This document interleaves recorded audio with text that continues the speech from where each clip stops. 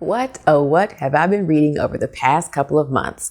A few things, some things you didn't know about, and of course things you did. So if you're ready or not, get yourself a snack and or a warm beverage and let's get ready to talk about them.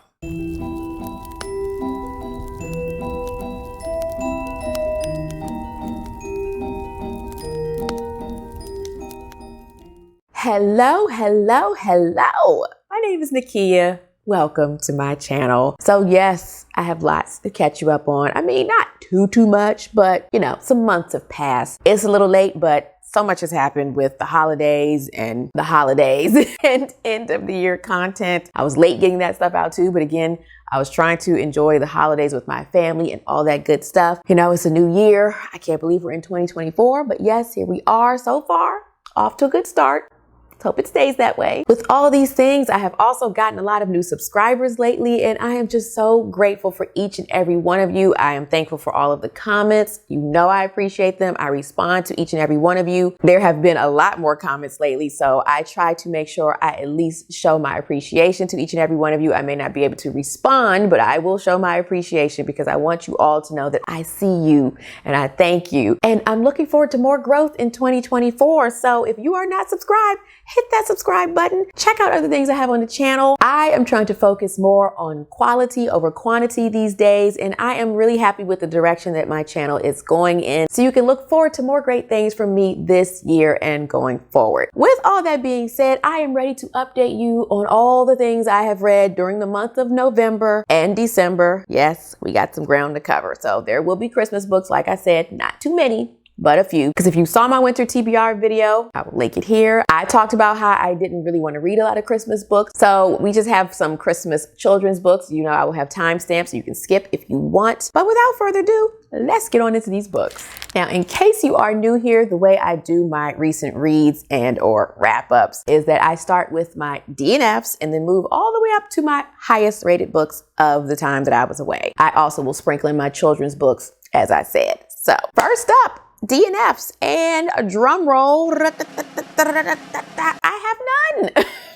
What? Clearly I chose wisely with my fall and Christmas books. So yeah, no DNFs. So we will start with lowest rating, which this month my lowest ratings were 3 stars. So again, things went pretty well during my fall and Christmas time. So kicking off the list, we have a book that I have been trying to read probably since it came out in 2022. This book was nominated for Best Mystery Thriller in 2022, and I was so intrigued by the sci-fi elements in the book. So do you know what I'm talking about? Do you know? I am speaking of none other than Wrong Place, Wrong Time by Gillian McAllister. I finally got to this book. Can we give it up for that? Now, I ended up mostly listening to the audiobook, so it took me a lot of the month of November because I don't really have a commute, so I really just listen when I'm running errands around town, so I get through a little bit here and there. It takes me a little bit longer, but I love having a good audiobook to listen to while I run my errands, go to the stores, those kind of things. Now, I was so excited for this book. This is the one where we have a married couple, Jen and Kelly, where one night, the night before Halloween, they are waiting up for their son to get home. He's 18 years old. His name is Todd. And when they see him come home, a man approaches him. And next thing they know, their son stabs and kills this man out in front of their house. So then their son gets arrested. He really is just left speechless. They go to the police station and they're like, don't say anything. We need to get a lawyer, that kind of thing. They have no idea why he killed this man. And then that night, Jen goes to bed. And when she wakes up, it is the previous day. And she ends up going back and back until she could figure out why her son killed this man and a way to prevent it from happening. So this was so intriguing to me. I talked about this in my best books of 2023 video, but I love a mystery thriller book that has something different to it. And this was just like right up my alley because I also love sci-fi and I love when sci-fi is mixed with mystery thriller and or horror. So like I said, so intriguing. Now, the day that the murder takes place starts us off at day 0. And then when she wakes up the next day, we go to day -1, etc., etc. So at the beginning of this book, I was so into it. There were so many reveals, things that I did not see coming where I was like, what is going on? I don't want to say things to spoil it, but people were involved that she had no idea were involved, and her son Todd has a girlfriend and he has an uncle, and there's stuff going on with him. There are undercover cops, a missing baby. It's just all kind of stuff going on in this book that I was not expecting. And I like the crime aspect. Again, I like when things get grimy and dirty, like we're dealing with thuggery and drug dealers and stuff like that. We didn't have drug dealers in this book, but like I said, there was a lot of thuggery. Now, unfortunately, where this book started to lose me was the middle section. We kept going back and back and back. And again, it was like the Groundhog's Day thing. She was not waking up on the same day, but it just started to get boring. Like she would just wake up on another day and go talk to some other people. And she was always just meeting people and trying to figure out what was going on, spying on people, that kind of thing. We ended up all the way at day minus 7,230. I needed a resolution or some answers quicker than that. I was just getting restless. And again, my patience was wearing thin. I was like, can we find out what is going on so we can stop this waking up the day before and the day before? I mean, she ended up way before her son was even born. I did not care. I was like, I don't care how you met your husband. That is not why I signed up for this book. I signed up to find out what was going on with the murder and the people involved with that and what her son was doing. I didn't care about what was going on with her father and him being sick. And like I said, how her and her husband met, when she first got her job, mundane things that just did not matter to me. And then we got to the end with, of course, how she could stop all of this. I was just not happy with that at all. It wrapped up so fast. I felt like it was rushed. It was like 2 chapters and we were done after we had chapters and chapters and chapters leading up to that part. And then it just was like wrapped up so quickly and I did not like it. I already said this. And then we got an epilogue that explained how she was able to keep going back in the past. And I was pissed. I was like, are you kidding me? That's what we're using as the explanation. And it didn't even make no sense. I didn't like it. So, I mean, I did enjoy it enough to get through it, clearly. And for me, usually if I'm entertained enough to get through a book, that will get you at least 3 stars. And I already said most of the books on this list are 3 stars. I do have one that's not. You'll have to wait to see. So yes, this ended up being 3 stars for me. I was disappointed. Like I said, didn't go in the direction that I thought we were going to go in. I wanted a little more action, a faster pace. It started off that way, but it started to drag in the middle and the ending was just meh for me. So like I said, 3 stars. It was all right. Let's move on to the next one. Next up, we have a book that I was not planning to read, so I had not mentioned it in my fall TBR or winter TBR, but this is the second book in a duology of middle grade graphic novel fantasy. And I have talked about how much I love the first book. And after I read the first book in the fall, I checked my library to see if this second one was available, and it was. So I went and picked it up. And of course, I'm speaking of Garlic and the Witch by Bree Paulson. Now, as I said, I have talked about how much I loved Garlic and the Vampire. It is one of my best books of 2023. So of course, I had to pick up Garlic and the Witch. These are so easy for me to fly through. They're not teeny tiny like my little children's books, but I mean, they still don't take me long to get through. I saw this was available and I picked it up. And I think I read this in December. Not 100% sure, don't quote me. Now, in the first book, we follow the main character, Garlic here, where she goes on a mission to confront a vampire who has moved into a nearby castle. And as I've said before, things happen that you may not expect. And I love the direction that that book went in. I really love these books for the illustrations. Let me show you a little bit. Here's one example. They're just so cozy. Here's another example. Hopefully you can see these good. So like I said, I love the colors, of course, because it's mainly green, orange, fall colors. So yeah, in this one, Garlic goes on another mission, but this time is to help a friend. I can't say who because I don't want to spoil anything from book 1, but she's on another mission. And then at the same time, she is changing. Something's going on with Garlic and possibly the other vegetable people. And she's not so sure she's up for this change or that she's going to like it. So she has a friend to help her accept this change that's going to happen to her. And there's a surprise that I was not expecting in this book. Again, don't want to say anything else. Now, as I said, I always pick these up because I love the illustrations and they're so cozy. And I got the same thing with this one. It was very cozy. The story was cute, but I did not love it as much as Garlic and the Vampire. I was surprised with the direction this one went in and I wasn't too happy with it, I'll say. I was kind of like, oh, I wish we had left it at the first book.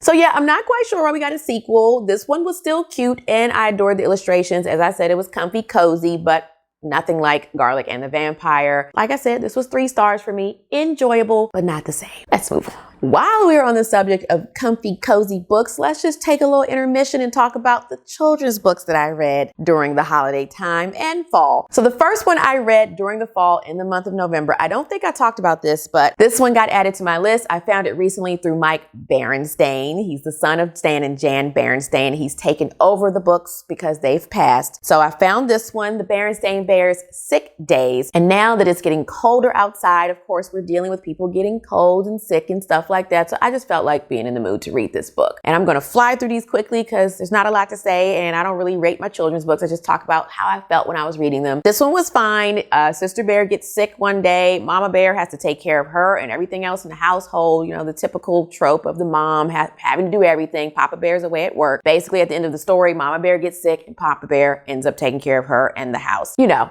paying her back for all that she did. Now, I think my library copy was missing a page because you can see clearly, hopefully you can see this. It just jumps from here where Sister Bear is sick in bed to next thing, a plant is being knocked over and it's supposed to be the Sister Bear did it. And so I was like, what happened? What I miss? So I'm going to have to get another copy of this and hopefully one that's intact so I can figure out the real story. Because I was like, 1 minute Sister Bear is sick, the next minute she's out the bed. Either way, like I said, it was fine. Nothing spectacular. Now, I had several Christmas reads because that's what I was in the mood for during the holiday season. I also was reading Harry Potter and the Order of the Phoenix. I'm still reading it at the time of filming. But next up, I picked up Pink Alicious in the Holiday Sweater. I'm pretty sure I saw this on my library site or Amazon, somewhere like that. I'm not sure. But the illustrations are cute and fun. And basically, we have a girl named Pink Alicious, as the title suggests. And in her class, they have a holiday gift exchange. So she decides to knit a sweater for one of her classmates. She has a hard time knitting the sweater. It doesn't quite go the way she wants, but she improvises and ends up making a sweater that everyone in the classroom loves. And at the end, she ends up teaching her whole class how to knit. So it's very cute. The illustrations are very colorful, very different from Garlic and the Witch and even my Berenstain Bears books. It's funny because both of those have that country in the middle of the farm type of atmosphere. This is not like that. Like I said, very colorful, but I still enjoyed it. It was cute. I liked the ending. So yeah, I'll check out more Pink Alicious in the future. These are like my palate cleansers. You know, when I'm reading my mystery thriller books, I like to dip back into my childhood and some fun and escape with my children's books for a minute. And I just love the art. I love the illustrations. So then, because I read Arthur's Halloween, I picked up Arthur's Christmas. And this one, honestly, I forgot all about it. When I went to make my notes for this video, I was like, what was this about again? Basically, Arthur is trying to find the perfect gift for Santa. And I was like, oh, we're giving gifts for Santa? I thought you just leave him milk and cookies. Not in this book. Arthur and his family, while they're out and going around doing their shopping and things, he sees different Santas, of course, the ones that are there for the mall and all that kind of stuff. There's even one out on the street asking for donations. So with all the Santas that he sees, he picks up something that they like. And at the end, he decides to put all these things together to create the perfect gift for Santa. Now, it ends up being something edible. And can you imagine if you were putting together a bunch of different foods that different people love? I don't think it'd be a good mix. So at the end, his sister DW comes in and fixes things so that Santa doesn't end up with a tummy ache. So it was fine. Like I said, I didn't even remember it until I picked it up. With the Arthur books, it's just always a nice palette cleanser. I wouldn't say these are my favorite illustrations, but I still enjoy them. I mean, here we go. We got Santa. There were plenty of Santas, as I said. And I love this snowy scene. Hopefully you can see that. So yeah, it gave me the winter and Christmas vibes I was looking for. Let's move on. And of course, I had to pick up a Berenstain Bears Christmas book, so I picked up the Berenstain Bears Meet Santa Bear. This is another one I forgot about. I just knew it gave me good feelings when I was reading it. In this one, Sister Bear is just so excited for Christmas, and she just has this long list of things that she wants, and she ends up learning that the gift of giving is better than receiving. Of course. Perfect. And you know, I always love my Berenstain Bears illustrations. This is no different. Look at this.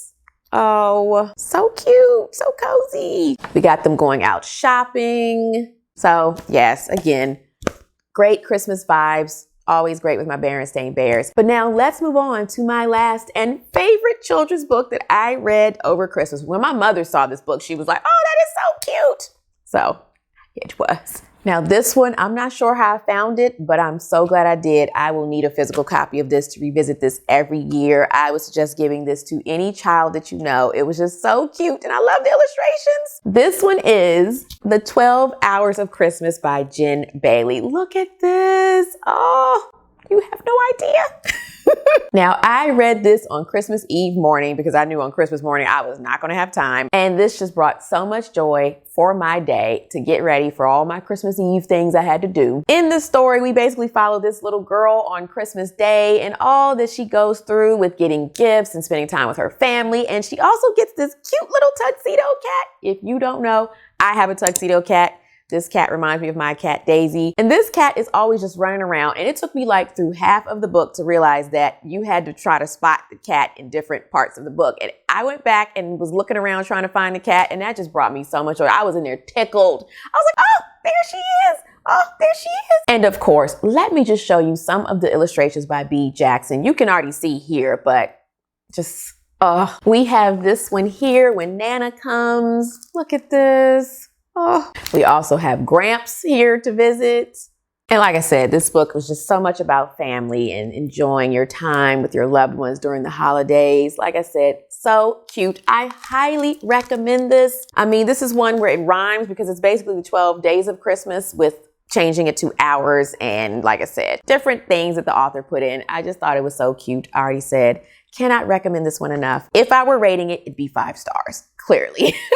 So now let's move on to 2 novels that I read, one by an author that I love and one by a new to me author. Who do you think it is? All right, this next book I was not planning to read, even though it was one of my most anticipated books of 2023. I think I read a little bit of a sample and I was kind of like, all right. But then the audiobook popped up for me on Audible and I listened to a sample and it is a narrator that I usually enjoy. So I decided to give it a chance. And I'm speaking of Starter Villain by John Scalzi, and the audiobook is narrated by Will Wheaton. Now, this is the story where we follow a man named Charlie whose rich billionaire uncle passes, and he ends up learning that his uncle was a supervillain and he has now inherited his business. So basically, Charlie is a substitute teacher. His dad passed, so he's living in their old house. He's hoping to buy the local pub so he can start his own business. And you know, he's just living his life with his cat, Hera. I loved the cat vibes in this book. I'm glad we got what we were supposed to get. When I saw the cat in the tuxedo on the cover, I was like, what is this? I'm here for it, but what is this? And like I said, this book, you can tell the author loves cats. He has cats, the way he described the things they do, and just so much I enjoyed about that part of the book. Now, one day, Charlie is just minding his business. He comes home and he gets a visit from a woman named Morrison who asks him to attend the memorial for his uncle Jake, the billionaire who died, the supervillain. But Charlie doesn't know that yet. And when Charlie goes to this memorial service, there are some guys there that all look similar, wearing suits, and they look strange, like, okay, these are buddies of my uncle's. He just thinks they're business associates. But then some things happen and he realizes these men didn't really care for his uncle. Next thing we know, Charlie is thrust into this world that his uncle was a part of, and he ends up learning that, again, sinister things were going on. These men didn't have the best intentions, and there's just all kind of craziness. We get sentient cats, clearly, sentient dolphins, and it's just all kinds of craziness. This was my first John Scalzi book. I've mentioned how I tried to read his other book. I think it was his 2022 release. That was a no-go for me. So this is the first one that I have started and finished. And I mean, I'll give him another try. The thing is with this book, it started off so well for me. Like Wrong Place, Wrong Time. It started off, you know, we didn't know what was going on. We were with Charlie and learning about his uncle, and there was a lot of action in the beginning. There was an explosion, all kind of stuff. It was funny when Charlie learned that his cat was sentient. And again, because Will Wheaton is narrating, there's going to be humor, and John Scalzi always has humor in his books, from what I know. Now, where this went a little left for me is that I thought we were going to be getting like superhero type villains, you know, not necessarily with superpowers. I just thought we were going to be getting villains who were more action driven, like trying to do things like the explosion that we got in the beginning of the book. That's not the kind of villains we got. We get more of like real life villains, the ones that are in control of all these corporations trying to take over the world. That's basically what we got. And I got bored at a certain point because they were talking about all these business dealings and money and who owns what, and you owe me this. And then we have like shareholders and land that people own and that kind of stuff. Like there were guns and stuff like that, but just all the business talks, I just didn't really care for. There was a part that I did enjoy. It was a part called the pitch and pitch. You would have to read it to know what that is, but it tickled me, and it was a little bit of action with that too. I enjoyed. Like I said, it was entertaining enough for me to listen listen to in my car because I mainly did the audiobook. But again, like I said, not really what I was expecting. I did enjoy the ending though. Again, this is heartwarming with the cats. It almost made me tear up because of the situation with the cats and his relationship with his cat, Hera. Like I said, I just adored that part. Unlike Wrong Place, Wrong Time, I wasn't really irritated with anything in this book. I just was bored a little bit in the middle. I think I would try to reread it with my eyes and listening to the audiobook, because I will say some things just probably flew over my head because I was in the car and not always giving my undivided attention. But at the end of the day, I gave it 3 stars. If you like John Scalzi, I'm assuming you'll probably like this one. Like I said, he was new to me. This was my first one. So yeah, I enjoyed it enough. If you have another John Scalzi recommendation for me, let me know. I think I have tried to read another one of his books before and I wasn't really into that either, but I will keep my eye out to see what he does next. And now let's move on to the best book I've read over the past couple of months. There has been a bit of a spoiler. This was part of my best books of 2023 video, but let's get into it. Now, this last book was part of my fall TBR and is now one of my new favorite books of all time. This book is by an author that I love. I have read 2 of his other books and DNF'd one, but that's fine. I still love him because this one redeemed him for me. His last release is the one I DNF'd. But like I said, this one did it for me and I can't wait to read the next book in the sequel. I am speaking of Pines by Blake Crouch. Now, Tori from the channel Tori Moreau has raved about this series and I was like, I gotta read it. She keeps talking about this series. I'm so glad I did. I'm so glad she kept talking about it because, like I said, this was so much fun. But let me tell you a little bit of what it's about, even though I've talked about it enough, so I will try to keep it brief. In this book, we follow a man named Ethan Burke, who is a Secret Service agent who goes to the town of Wayward Pines in search of 2 other missing Secret Service agents. Now, when he gets there, he has a horrific car accident. Of course, he survives. But when he comes to consciousness, his ID and cell phone are missing. So, of course, he has so many things to try to figure out what happened to those agents. Where's his phone? Where's his ID? He's trying to get in contact with his wife so he can let her know that he's okay. And just so much. This book takes off from page 1. Like when you read, let me just read you the first line. He came to lying on his back with sunlight pouring down into his face and the murmur of running water close by. There was a brilliant ache in his optic nerve and a steady, painless throbbing at the base of his skull. The distant thunder of an approaching migraine. You can feel it. That is what you get throughout this book. I talked about this in my best books of 2023 video. This book is one of those ones that it is hard to read at times because it is very gory and graphic. There is violence and there's a scene that was just hard to read because it was so violent. I can't say much else, but there's a character that something horrific happened to them. And I was like, oh my God, when is this going to stop? I don't want to read anymore. I just want to get to the next page. I can't deal. And there was also a part with some children that I didn't like, but I was reading it like this because it was closer to the end and I needed to know what was going on in the story. Now, there's also a sheriff in this town that Ethan goes to for help and he seems to be trying to get in his way. So it's like, what is going on in this town? Ethan does end up coming across another woman who wants to help him and she ends up telling him a little bit about what's going on in this town, but not everything, because we don't find that out to the end. Like I said in my fall TBR video, when I looked this book up, it had tags for being a horror and sci-fi and mystery thriller. And I was like, where's the horror part? There's horror. I can't say what because I don't want to spoil anything, but there is horror. There is sci-fi. We also get a couple chapters from his wife's POV where she is being told that Ethan is dead. But you know, of course, this is difficult for her to deal with because there's no body and she has not been able to be in contact with him. So there's just so much going on. I never knew where we were going. And when things started being revealed, it was like, what?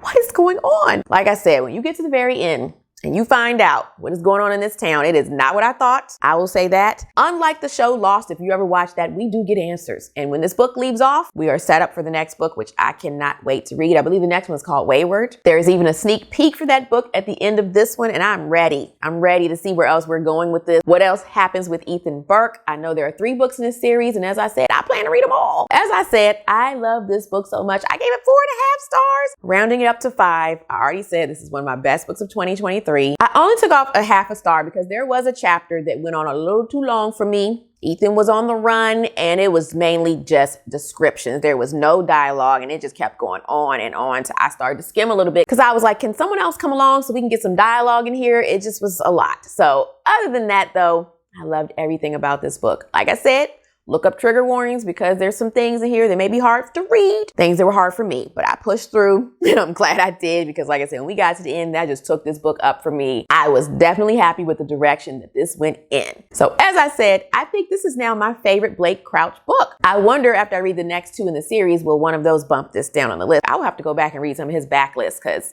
he's got a few. And Mike from Mike's Book Review, I know he's read a lot of them and he speaks highly of all of them. So again, I will have to go digging back and check out some others. All right, there you have it, ladies and gentlemen, my recent reads from November and Christmas, and I guess some of December.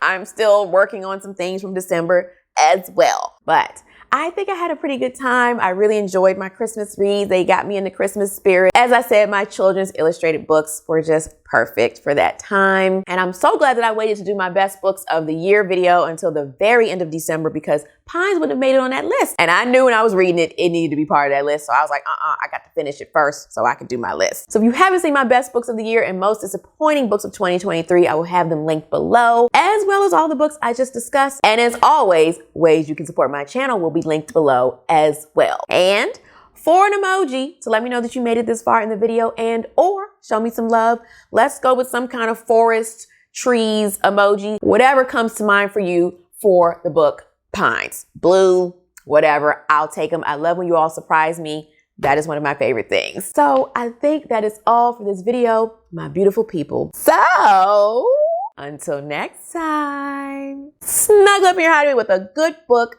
like Pines. Unplug as much as possible. Be kind to all kind. And I will see you in the next video. Bye.